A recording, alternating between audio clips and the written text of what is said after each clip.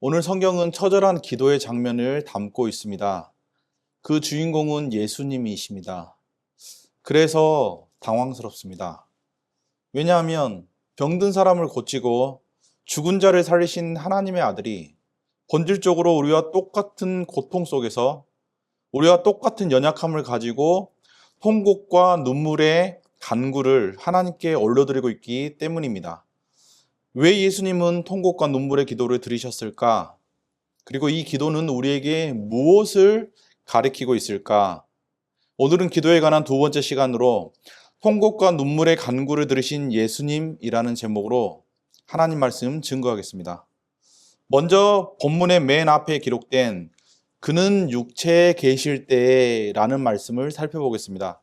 원문을 직역하자면 그의 육체의 날들 동안에 혹은 그의 육신의 날들 동안에 라는 말입니다. 이 구절은 대단히 무거운 신학적 의미를 담고 있습니다. 우리말의 육체로 번역된 사르크스는 1차적으로 뼈와 대조되는 살코기 혹은 생물학적 육체로서의 몸을 가리키는 말입니다. 이런 말로 쓰일 때 육체라는 말은 영혼과 구별되는 의미에서의 몸입니다. 2차적으로는 구약 히브리어 바사르의 개념을 이어받아 영원하고 전능하신 하나님과 대조되는 유한하고 흙으로 돌아가야 하며 쉽게 상처받고 넘어지는 인간의 연약함을 뜻하는 말로서 육체라는 말이 있습니다.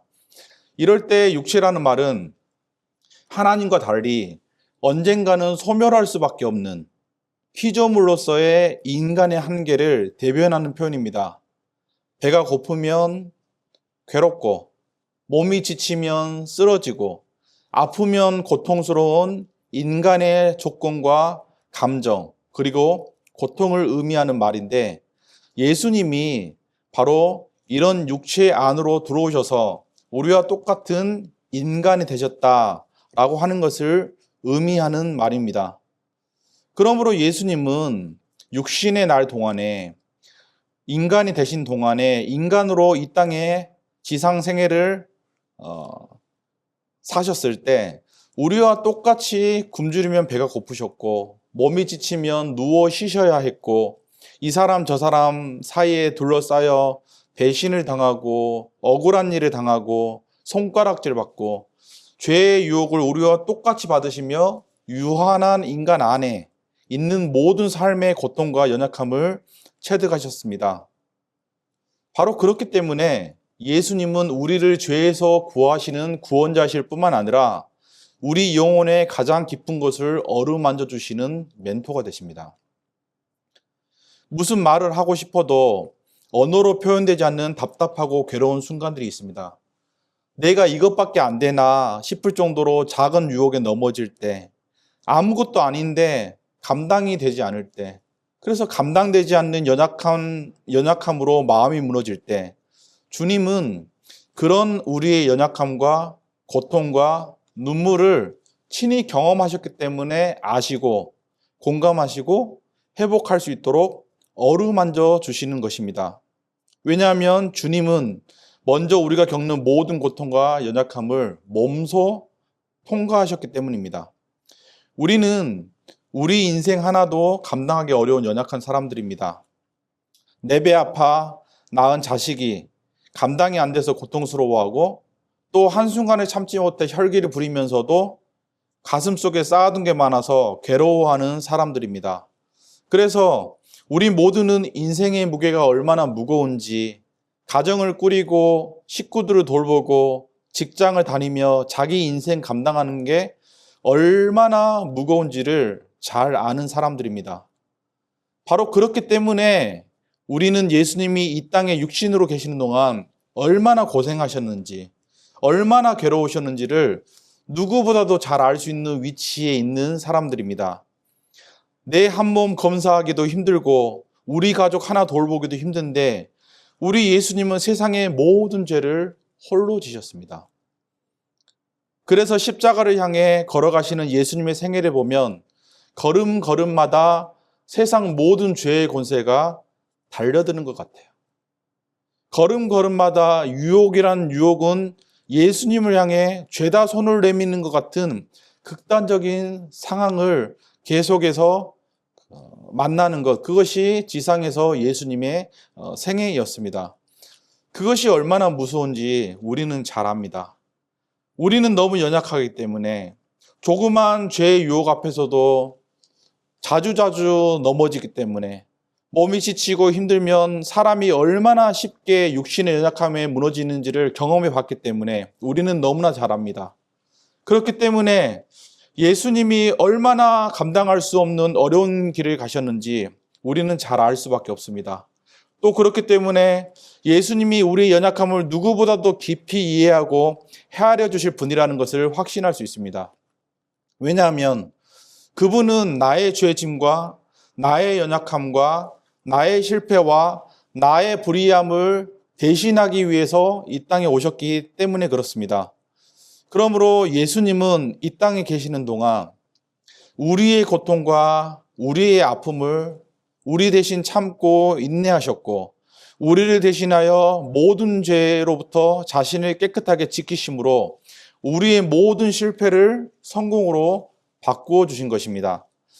그러므로 우리는 괴롭고 슬플 때, 나 자신이 이것밖에 안 되나 싶은 한숨이 나올 때, 작은 유혹에 넘어져 아무것도 아닌데 감당하지 못하는 연약함으로 생활이 무너질 때, 우리 모두가 믿고 의지할 수 있는 우리의 대제사장이 계십니다.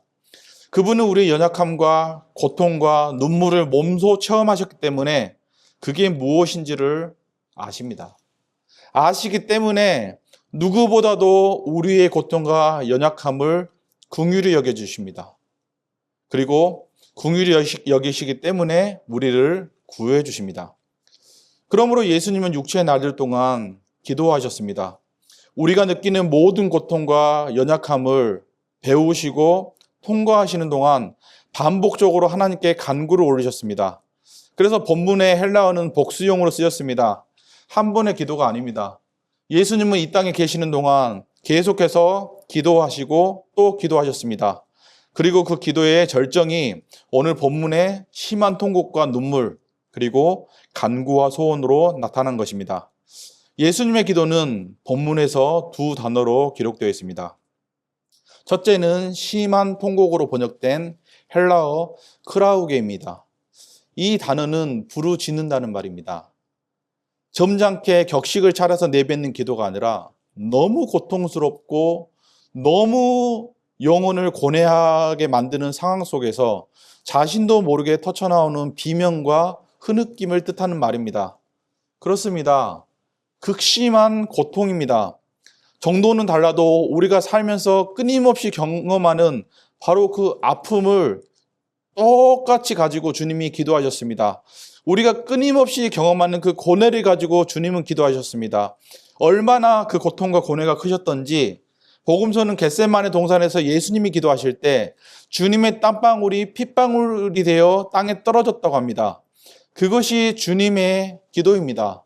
심한 통곡의 기도, 부르짖음의 기도, 그것이 주님의 기도였습니다. 그러므로 우리가 아픔과 고통 속에 번뇌하는 마음으로 예수님의 이름을 부를 때 주님은 주님을 부르짖는 나의 아픔을 아십니다. 보아주십니다. 그리고 그 기도를 기뻐하십니다. 왜요? 주님이 앞서 그 기도의 자리에 계셨기 때문에 그렇습니다. 둘째는 눈물의 기도입니다.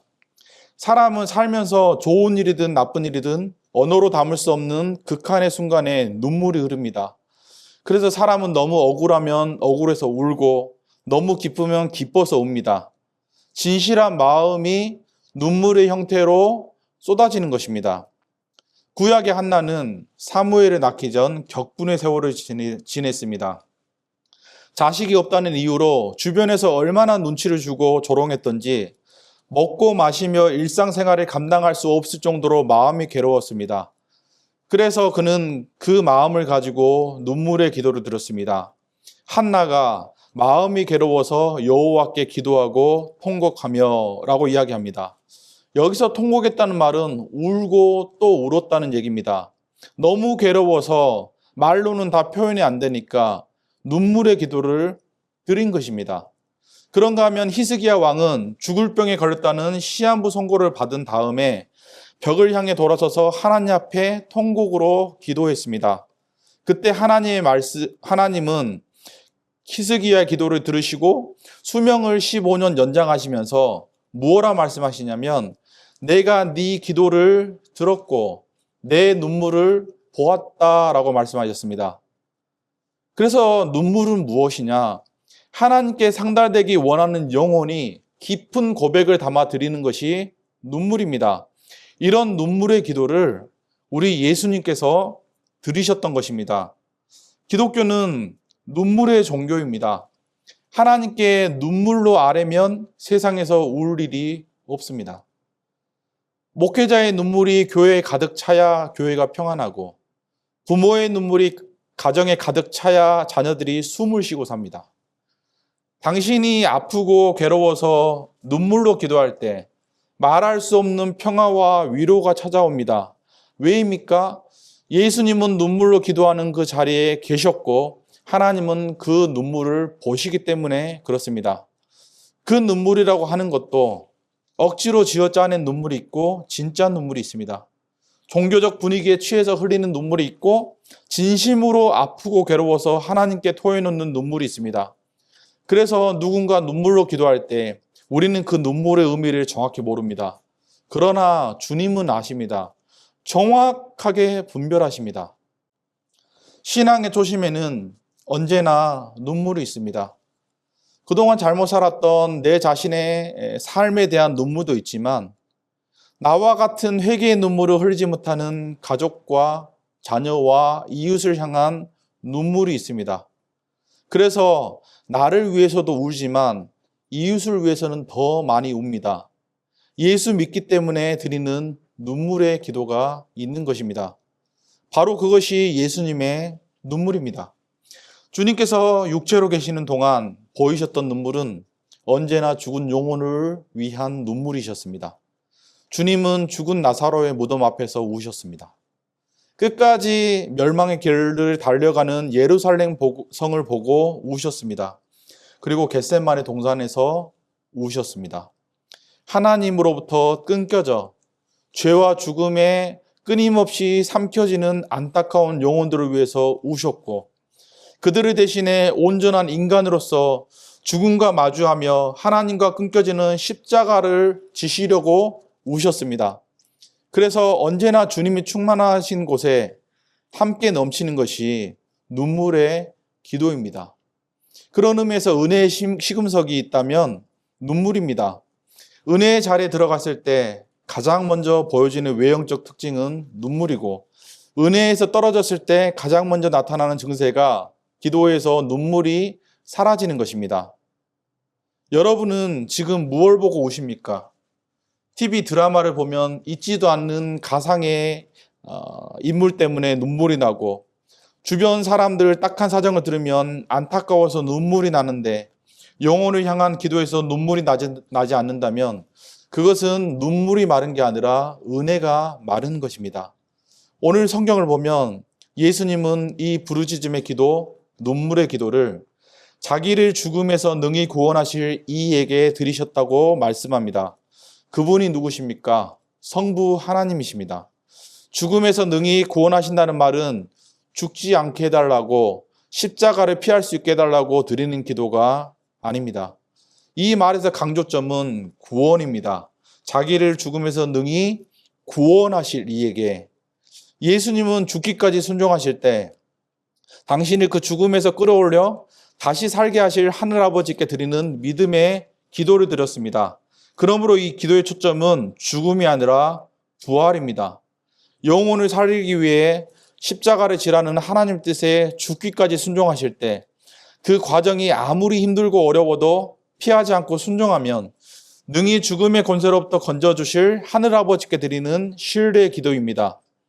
어려울수록, 고통스러울수록, 고뇌가 깊어질수록 예수님은 능히 구원하실 하나님께 모든 간구와 소원을 완전히 맡기셨습니다.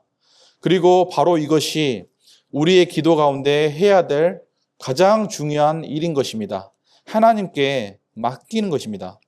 하나님, 능히 구원하실 하나님, 주님이 일하시지 않으시면 누구도 나를 도울 수 없는 꽉 막힌 답답한 상황입니다. 그러므로 이제는 제가 저의 지혜를 의지하지 않습니다.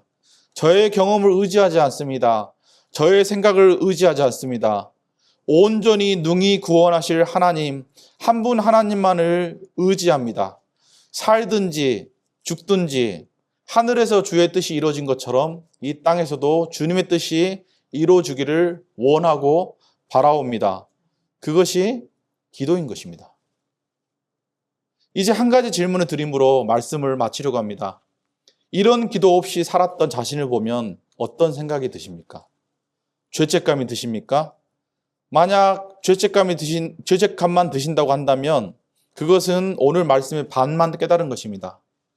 이 말씀은 그동안 기도 생활 제대로 하지 못했으니까 반성하라고 주신 말씀이 아닙니다.